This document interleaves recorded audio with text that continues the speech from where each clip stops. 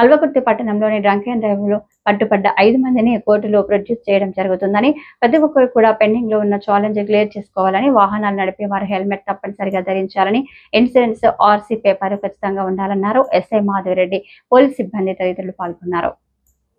కర్నూలు జిల్లా మండల కేంద్రమైన గోసిగిలో వాల్మీకి సర్కిల్ నందు డిఎస్ఎఫ్ విద్యార్థి సంఘం ఆధ్వర్యంలో ధర్నా నిర్వహించారు.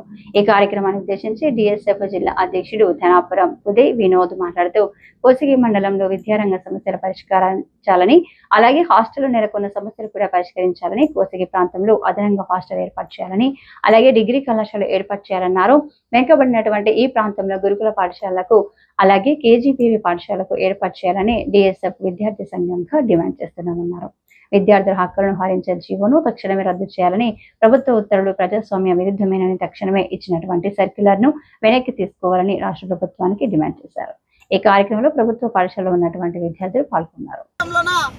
దాదాపుగా హాస్టల్ గానీ, డిగ్రీ కళాశాల గానీ, ప్రభుత్వ జూనియర్ కళాశాల గానీ, అందులో పనిచేసేటువంటి లెక్చరర్లు అయితేనేమి, విద్యార్థులకు ఏవైతే మౌలిక సదుపాయాలు ఏర్పాటు చేసుకున్నట్లున్నారో, ఈరోజు విద్యాశాఖ మంత్రి నారా లోకేష్ గారు కూడా ఈరోజు ఒకసారి కోసిగి ప్రాంతాన్ని రావాలి, ఇక్కడ ఉన్నటువంటి విద్యార్థి సంస్థలు ఏమనేది తెలుసుకోవాలి, ప్రజల సమస్యలు తెలుసుకోవాలి.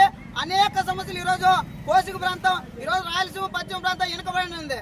మరి ఈరోజు కోసిగి ప్రాంతం కూడా పూర్తిగా వెనక నెట్టేశారు.